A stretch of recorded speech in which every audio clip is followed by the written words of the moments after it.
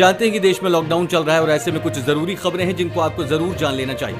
दोस्तों, लॉकडाउन के बाद आप कहां-कहां जा सकते हैं, क्या-क्या कर सकते हैं और रेल यात्रा, फ्लाइट सेवाएं और बस सेवा से जुड़ी हर बड़ी खबर हम आपको आज के वीडियो में देने वाले हैं। सबसे पहले तो एक बार चीनी बीमारी से संक्रमितों का आंकड़ा देख लेते हैं। देश में अब तक 1,65,799 लोग संक्रमित हुए हैं। इनमें से 89,987 का इलाज चल रहा है। 71,105 ठीक हो चुके हैं और जैसे जैसे मैं आपको बता रहा हूं ये आंकड़े और भी बढ़ रहे होंगे।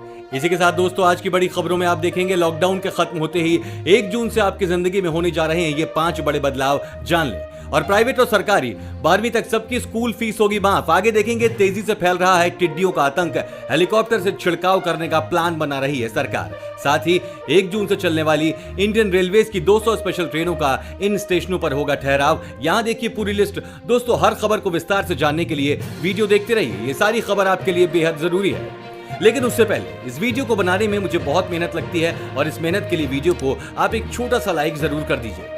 फटाफट से आपको ले चलते हैं हमारी आज की सबसे पहली और बड़ी खबर की तरफ। लॉकडाउन के खत्म होते ही 1 जून से आपकी जिंदगी में होने जा रहे हैं ये 5 बड़े बदलाव। अगले महीने से आपके जीवन में बहुत कुछ बदलने जा रहा है दोस्तों। इनमें ration card, rail, roadways, gas cylinder और फ्लाइट तक में बदलाव शामिल है। भारतीय रेलवे फिलहाल श्रमिक और स्पेशल ट्रेनों का संचालन कर रहा है। 1 जून से रेल मंत्रालय ने 200 ट्रेनों को चलाने की घोषणा कर दी है। इन ट्रेनों के लिए रिजर्वेशन भी शुरू हो गए हैं और वहीं देश भर में राशन कार्ड के लिए 1 जून से वन नेशन वन कार्ड की योजना पूरी तरह से लागू हो जाएगी। फिलहाल ये स्कीम 20 राज्यों में शुरू होगी। इस स्कीम का यह फायदा होगा कि राशन कार्ड किसी भी राज्य में बना हो, उसका राशन खरीदने के लिए उपयोग दूसरे राज्य में भी हो सकता है। इससे गरीबों को बहुत फायदा पहुंचेगा। Low budget airline company Go Air भी 1 जून से अपनी उड़ानों को शुरू करने जा रही है। तेल कंपनियां हर माह की पहली तारीख को गैस सिलेंडर की कीमतों में बदलाव करती हैं। ऐसे में इस बार भी यह बदलाव होगा। हो सकता है कि इस बार गैस सिलेंडर की कीमत कम हो जाए। प्राइवेट और सरकारी 12वीं तक सबकी स्कूल फीस होगी माफ। जी हां दोस्तों, हाईकोर्ट की लखनऊ खंडपीठ ने महामारी की वजह से जारी लॉकडाउन के समय 12वीं तक के विद्यार्थियों की पूरी फीस माफ किए जाने के आग्रह वाली जनहित याचिका पर राज्य सरकार समेत अन्य अफसरों से जवाब तलब किया है। कोर्ट ने इस मामले को समान मुद्दे पर दायर की गई अन्य याचिका के साथ जोड़कर एक साथ सुनवाई के लिए 18 जून को पेश करने के निर्देश दिए हैं। इस याचिका के तहत सरकार 12वीं तक के सभी छात्रों के लिए फीस को माफ करने के ऊपर जरूरी निर्देश लेगी और शायद सरकार लॉकडाउन में चलती मंदी को देख फीस को माफ भी कर सकती है। दोस्तों, इस चैनल पर हम आपको देश और दुनिया भर की सबसे बड़ी खबरें सबसे पहले बताते हैं। अगर आपको भी दुनिया भर की खबर सबसे पहले चाहिए तो चैनल को बिना भूले नीचे दिए गए लाल बटन को दबाकर सब्सक्राइब जरूर कर दें और बेल आइकन प्रेस कर दें। दोस्तों, एक बहुत बड़ी खबर है। मोदी सरकार बेरोजगारों को हर माह दे रही है 3,500 रुपए। यह खबर आपने भी कहीं ना कहीं जरूर सुनी होगी। मीडिया में बेरोजगार भत्ता योजना के तहत भारत सरकार द्वारा सभी बेरोजगारों को प्रतिमाह 3,500 रुपए दिए जाने की खबर चल रही है। सरकार के दावों के साथ ही जानकारी काफी समय से वायरल हो रही है। इस खबर को एक ट्विटर अकाउंट पर पोस्ट किया गया और सैकड़ों लोग इसे शेयर करने लगे। यहां तक कि कुछ न्यूज साइट्स ने भी इस पर खबर चला दी। अब इस खबर से जुड़ी चौंका देने वाली जानकारी सामने आई है। Press information bureau fact check ने इस मैसेज को फेक बताया है। दोस्तों, लॉकडाउन के समय में भाजपा सरकार ने कई सारी मुहिम चलाई है और ऐसे में काफी सारे फेक मैसेजेस व्हाट्सएप और फेसबुक जैसे प्लेटफॉर्म पर जारी हो रहे हैं और इसी तरह का मैसेज ट्विटर पर भी आया था। दोस्तों, जब तक सरकार की तरफ से कोई पक्की सूचना ना आए तब तक ऐसे मैसेज पर भरोसा मत करिए। तेजी से फैल रहा है टिड्डियों का आतंक, हेलीकॉप्टर से छिड़काव करने का प्लान बना रही सरकार। केंद्रीय कृषि मंत्री नरेंद्र सिंह तोमर ने एक उच्च स्तरीय बैठक में टिड्डी नियंत्रक अभियानों की समीक्षा की और कहा कि इस अभियान के लिए ब्रिटेन से 15 स्प्रेयर आ जाएंगे। इसके बाद 45 और स्प्रेयर खरीदे जाएंगे। मंत्रालय के एक कथन के अनुसार ऊंचे पेड़ों और दुर्गम स्थानों पर कीटनाशकों के छिड़काव के लिए ड्रोन की तैनाती की जाएगी। हेलीकॉप्टर से हवाई छिड़काव किया जाएगा। तोमर ने कहा कि सरकार इस समस्या को पूरी गंभीरता से ले रही है। उन्होंने कहा कि राज्यों के साथ मिलकर सभी आवश्यक कदम उठाए जा रहे हैं। राज्यों को परामर्श जारी किया जा चुका है। इस वीडियो को देखते रहिए दोस्तों, क्योंकि आगे आने वाला है अगर भारत चीन युद्ध हुआ तो रूस किसका साथ देगा, आप भी जानिए। 1 जून से चलने वाली इंडियन रेलवेज की 200 स्पेशल ट्रेनों का इन स्टेशनों पर होगा ठहराव। रेलवे की ओर से दी गई जानकारी के अनुसार 1 जून से परिचालित होने वाली 200 स्पेशल ट्रेनों के लिए आधिकारिक वेबसाइट और मोबाइल ऐप के अलावा चुनिंदा रेलवे स्टेशनों के काउंटर, पोस्ट ऑफिस, यात्री टिकट सुविधा केंद्र, आधिकारिक एजेंट, पैसेंजर रिजर्वेशन सिस्टम और कॉमन सर्विस सेंटर से टिकटों की बुकिंग करवा सकते हैं। इन सब के बीच सबसे बड़ी बात यह भी है कि इन 200 ट्रेनों में सफर करने वाले यात्रियों में शायद इस बात को लेकर अंदेशा अब भी बना होगा कि जिस स्टेशन पर वो उतरना चाहते हैं उस पर उनकी गाड़ी ठहरेगी भी या नहीं। दक्षिण भारत से उत्तर भारत की ओर आने वाली रेलगाड़ियां यात्रा के दौरान नीचे दिए गए स्टेशनों पर रुकेंगी। अगर भारत चीन युद्ध हुआ तो रूस किसका साथ देगा?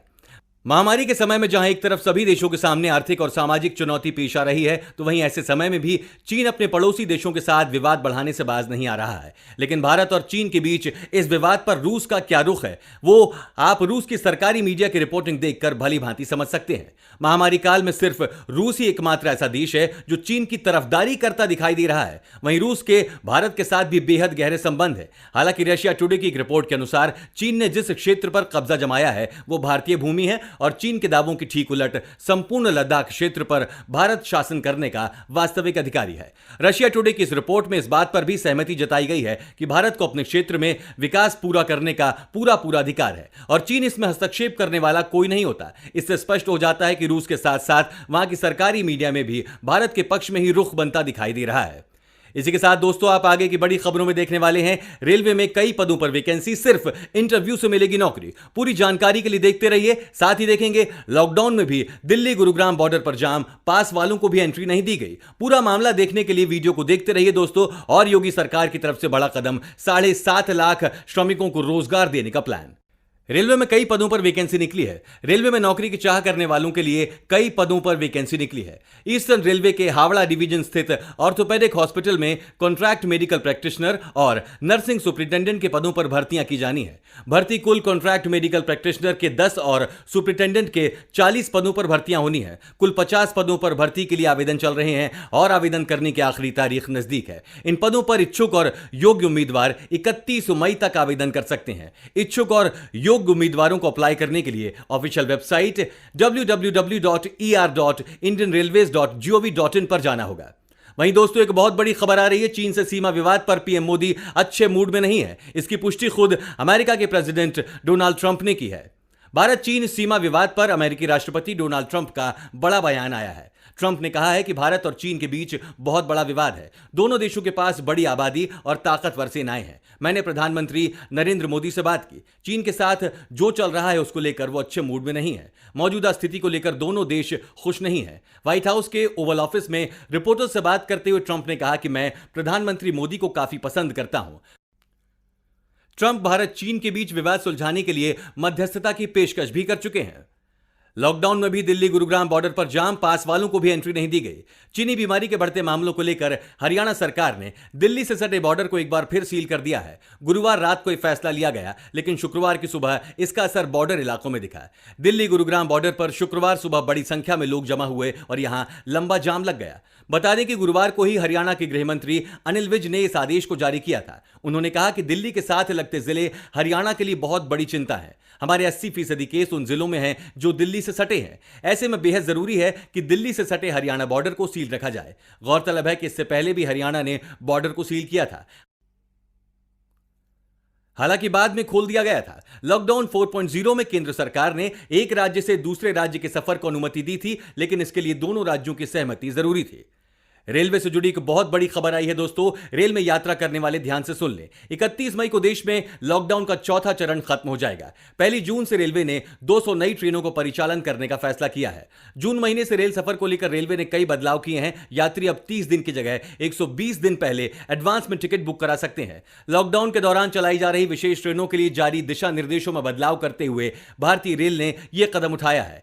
रिजर्वेशन की सुविधा ऑनलाइन बुकिंग के अलावा देश भर के 1,70,000 कॉमन सर्विस सेंटर और कुछ चुनिंदा रेलवे स्टेशनों के आरक्षण सेंटर पर मुहैया कराया। रेलवे में सामान्य दिनों में अग्रिम बुकिंग की समय सीमा 120 दिन की ही रहती है। योगी सरकार की तरफ से बड़ा कदम, 7.5 लाख श्रमिकों को रोजगार देने का प्लान। दूसरे प्रदेशों से लौट रहे प्रवासी श्रमिकों और कामगारों को रोजगार देने की रणनीति पर योगी सरकार तेजी से काम कर रही है। मुख्यमंत्री कार्यालय से मिली जानकारी के अनुसार 5 लाख एमएसएमई और 2.5 लाख रियल एस्टेट के माध्यम से रोजगार देने की तैयारी हो रही है। इसके लिए राज्य सरकार जल्द ही इंडियन इंडस्ट्रीज एसोसिएशन और राष्ट्रीय रियल एस्टेट विकास परिषद उत्तर प्रदेश के बीच शीघ्र ही समझौता होने जा रहा है। मुख्यमंत्री कार्यालय के अनुसार ये दोनों संस्थाएं एमएसएमई इकाइयों और अन्य उद्योगों तक पहुंच बनाएंगी। रियल एस्टेट के प्रोजेक्ट और एमएसएमई सेक्टर में किस तरह श्रमिकों की मांग है, इसका आकलन और श्रेणीकरण करेंगी। फिर स्किल मैपिंग डेटा बैंक के रिकॉर्ड से श्रमिकों व कामगारों को रोजगार दिलाया जाएगा। और इसी के साथ आप आगे देखने वाले हैं दोस्तों, रिलायंस इंडस्ट्रीज बना रही चीन से 3 गुना सस्ती पीपीई किट, 10,000 लोगों को मिला रोजगार। केंद्र और राज्य सरकार किसी के पास यह जानकारी नहीं थी कि कहां पर कितने मजदूर काम करते हैं। पता चला कि 48 करोड़ मजदूर हैं, लेकिन उनमें से 40 करोड़ ऐसे हैं जिनका कहीं कोई पंजीकरण ही नहीं है। मतलब सरकार उन्हें राहत राशि या दूसरी तरह की कोई आर्थिक मदद देना चाहे तो कैसे दे। अब प्रधानमंत्री कार्यालय ने इन मजदूरों की पहचान कर ली है। देश के किसी भी सेक्टर में काम करने वाले असंगठित श्रमिकों का डेटा तैयार किया जाएगा। यह डेटा केंद्रीय स्तर पर एकत्रित होगा, लेकिन इसे संबंधित राज्यों के साथ साझा करेंगे। इसका फायदा यह होगा कि भविष्य में किसी भी आपदा की स्थिति में केंद्र एवं राज्य सरकार सीधे इन श्रमिकों तक राहत राशि पहुंचा सकेगी। डेटाबेस तैयार होने के बाद हर एक श्रमिक को विशिष्ट पहचान नंबर प्रदान किया जाएगा। जब इन श्रमिकों का डेटा तैयार हो जाएगा तो उसके बाद कर्मचारी भविष्य निधि और कर्मचारी राज्य बीमा योजना का लाभ इन्हें मिल सकेगा। महामारी संकट के बीच में कि आपकी सरकार के लिए क्या सलाह है कि उन्हें कैसे लॉकडाउन के बाद स्थिति को संभालना चाहिए। अपना जवाब नीचे कमेंट करके जरूर बताएं। और साथ ही अगर आपको ऐसे ही न्यूज हर रोज अपने मोबाइल फोन पर चाहिए तो बिना भूले हमारे चैनल को नीचे दिए गए लाल बटन को दबाकर सब्सक्राइब जरूर कर दें।